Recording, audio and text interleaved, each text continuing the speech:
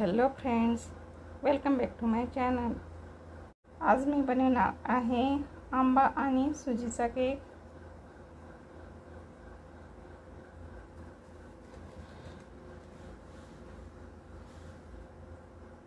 सुरुवातीला हा रवा मी मिक्सरमधून बारीक करून घेते। अशा प्रकारे रवा मी बारीक करून घेतलेला आहे। हा रवा मी चाळून घेतलेला आहे। यामध्ये मी ज्या भांड्याने रवा घेतलेला होता त्याच भांड्याच्या अर्ध्यापेक्षा कमी मी तेल घेतलेले आहे। हा चिरलेला आंबा मिक्सरमध्ये टाकून घेते। त्यामध्ये साखर टाकून घ्यायची आणि हे मिक्सरमधून छान बारीक करून घ्यायचे। अशा प्रकारे आंब्याचा रस तयार झालेला आहे। हा आंब्याचा रस यामध्ये टाकून घ्यायचा। हे छान मिक्स करून घ्यायचं। नंतर यामध्ये 1 कप दूध टाकून घ्यायचं। हे छान मिक्स करून घ्यायचं। हे मिश्रण अशा प्रकारे करून घ्यायचं। जर घट्ट असेल तर यामध्ये थोडं दूध टाकायचं। 10 मिनिट हे असंच झाकून ठेवायचं। 10-15 मिनिट झालेले आहे।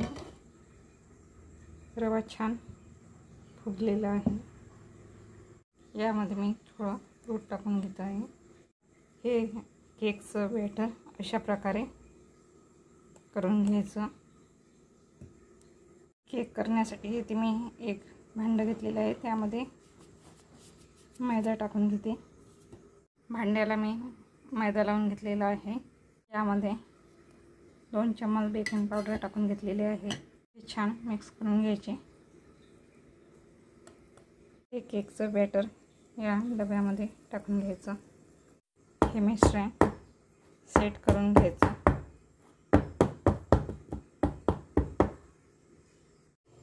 येथे मी एका पातेल्यात मीठ टाकून गरम व्हायला ठेवलेले होते। मध्ये हा डब्बा ठेवून झाकण ठेवून मीडियम गॅसवर 30 ते 40 मिनिट असे शिजू द्यायचे। गॅस बंद करून घेते। असा हा केक तयार झालेला आहे। केक आपण या डिशमध्ये काढून घेऊ।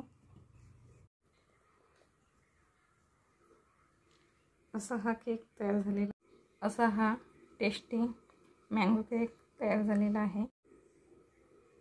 तुम्ही बघू शकता केकला किती छान कलर आलेला आहे आणि हा केक छान स्पंजी झालेला आहे।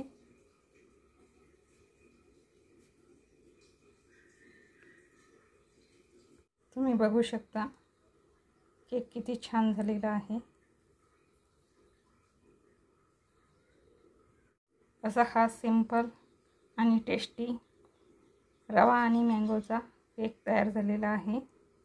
तुम्हाला जर हा केक आवडला असेल तर माझ्या रेसिपीला लाईक करा, शेअर करा आणि माझ्या चॅनलला सबस्क्राईब करायला विसरू नका। मी माझा व्हिडिओ बघितला त्याबद्दल धन्यवाद।